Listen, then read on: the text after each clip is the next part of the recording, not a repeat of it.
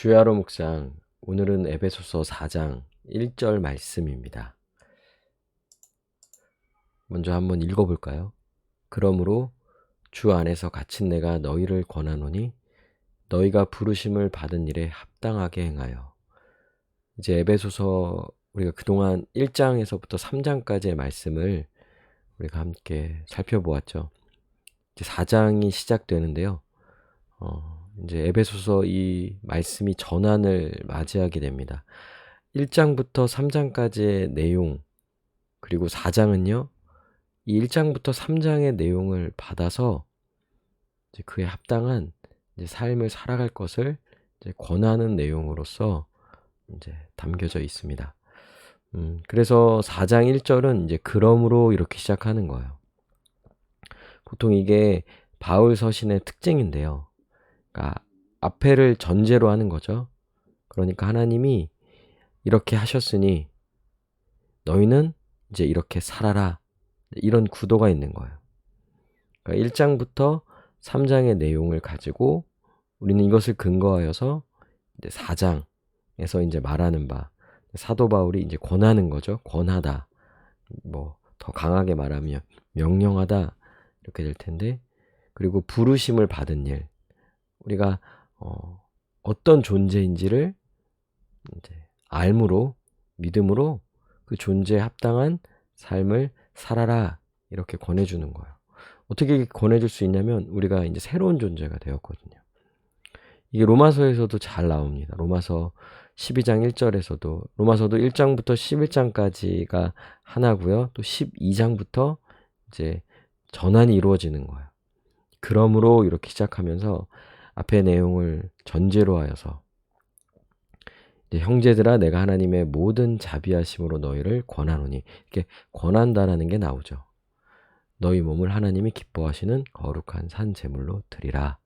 이는 너희가 드릴 영적 예배니라. 너희 몸을 하나님이 기뻐하시는 거룩한 산 제물로 드리라.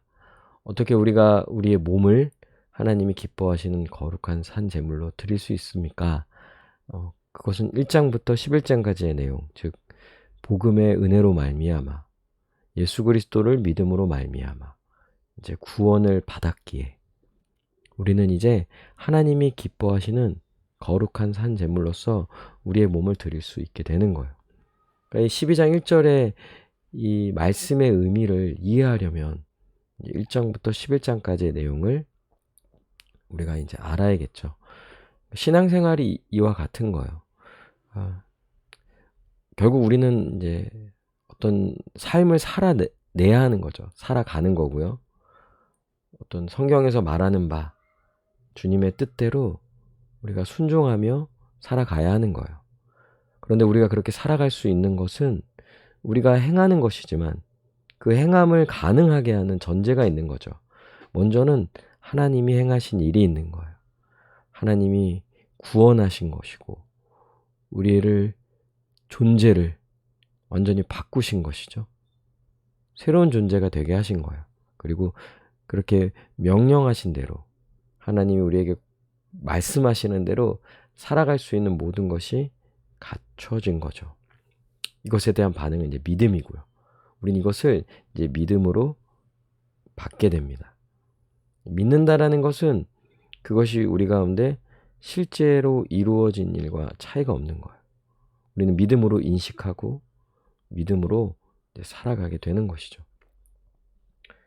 에베소서도 이제 이런 구조예요. 그래서 1장에서부터 3장까지는 구원의 은혜와 복음의 비밀에 대해서 말해줍니다. 그러니까 구원이 얼마나 은혜로운 것이며 이 구원의 내용을 살펴보았을 때 그것이 엄청난 은혜인 거죠. 그리고 우리 같은 죄인이 구원을 받아 하나님의 백성이 될 수 있는 것은 복음, 예수 그리스도의 그 십자가 사역을 통하여서 이루어진 일인 것이죠.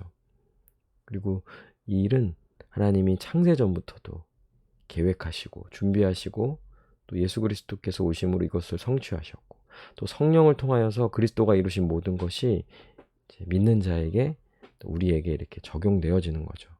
그러니까 1장부터 3장은 이런 내용으로 되어 있고요. 그리고 4장부터 6장 우리가 앞으로 살펴볼 말씀인데요. 그러니 구원에 합당한 삶을 살아갈 것을 이제 사도 바울은 우리에게 권해줍니다. 1장부터 3장의 내용을 여러분들 좀 기억을 하시나요? 대강 이런 내용으로 담겨져 있는 거예요. 1장 1절에서부터 14절은 이제 삼위 하나님의 구원을 설명해 주죠. 성부, 성자, 성령 하나님의 구원의 역사, 그분이 하신 일들을 설명해 주고 그것이 얼마나 은혜로운지를, 그리고 이 구원의 은혜를 받은 교회는 찬송하는 거예요. 마땅히 찬송해야 할 것을 이제 말해주죠. 그리고 1장 15절에서부터 23절은요. 그리고 우리 같은 죄인이 어떻게 구원을 받을 수 있을까요? 물론 그것은 은혜이죠. 그런데 은혜를 베푸시는 하나님의 능력에 대해서 이제 말해줍니다. 구원을 이루시는 하나님의 능력, 그리고 그 능력으로 말미암아 이제 구원을 받고 또 교회가 되었고요. 예수 그리스도 한 몸이 되었죠. 또 교회 안에는 하나님의 능력이 있는 거예요. 하나님의 능력으로 교회가 되고 하나님의 능력이 함께하는 그런 교회인 것이죠. 교회는 하나님의 능력으로 다시 태어난 거예요. 2장 1절에서부터 10절까지는 그리스도의 생명으로 다시 살아난 거예요. 구원을 받았다라는 것은 거듭났다는 거고 다시 태어났다는 거고요. 그리고 그냥 다시 태어난다라는 의미보다 더 깊은 의미로서 예수 그리스도의 생명으로 다시 태어났다는 거죠. 그리고 그리스도의 생명으로 또 구원을 받고 다시 태어난 교회는요, 새로운 한 사람으로서 이제 지음을 받은 거예요. 새로운 창조를 받은 자라고 할 수 있는 거예요. 그러니까 그 새로운 한 사람, 즉 이제 예수 그리스도를 믿음으로 또 그리스도의 생명으로 다시 태어난 교회는요, 한 새 사람이에요. 하나 된 새로운 존재. 그러니까 그동안의 인류의 역사 가운데 존재하지 못했던 하나 된 새로운 존재로서, 그러니까 단순히 그 개인으로서가 아니라 개인이면서 동시에 예수 그리스도 안에서 한 새 사람으로 새로운 존재로 지음을 받은 거예요. 이것이 이제 구원의 내용이죠. 그리고 구원받은 자는 이런 교회가 된 거예요. 이제 한 새 사람으로서 하나 된 새로운 존재로서 복음 전파의 직분과 교회의 역할을 감당하는 거죠. 이제 이 예수 그리스도를 통하여 이루어진 이 구원의 역사를 전파하는 이 역할을 감당해야 하는 것이 바로 교회이죠. 교회는 이 역할을 감당해야 하는 거예요. 그리고 어떻게 이 역할을 감당하며 교회로서 살아갈 수 있습니까? 그것은 기도를 통하여서 결국 그리스도의 사랑, 그 충만함을 누리면서 또 그 충만함을 누리는 가운데에서 또 교회로서 살아가고요. 교회로서 이 복음 전파의 이 직분을 이제 온전히 감당하게 되는 거죠. 그러니까 이런 하나하나 의미를 여러분이 되새기는 거예요. 이런 게 이제 분명히 섰을 때 우리는 이것을 근거로 하여서 이제 4장에서부터 사도 바울이 권하는 그 삶을 살아갈 수 있는 것이죠. 그러니까 1장에서부터 3장까지의 내용을 생각을 많이 해야 하는 거예요. 그래서 여러분 또 이제 주야로 묵상을 이제 다시 또 시작할 텐데 우리 1장에 3장의 내용들도 한번 이렇게 다시 보기도 하고 들어보기도 하고 그리고 이제 4장부터 말하는 것과 이제 연결시켜서 아, 그렇지. 이렇게 살 수 있지. 하나님이 우리 가운데 이렇게 행하셨기에 이제 우리는 이렇게 살 수 있지. 이 말씀대로 살아갈 수 있지.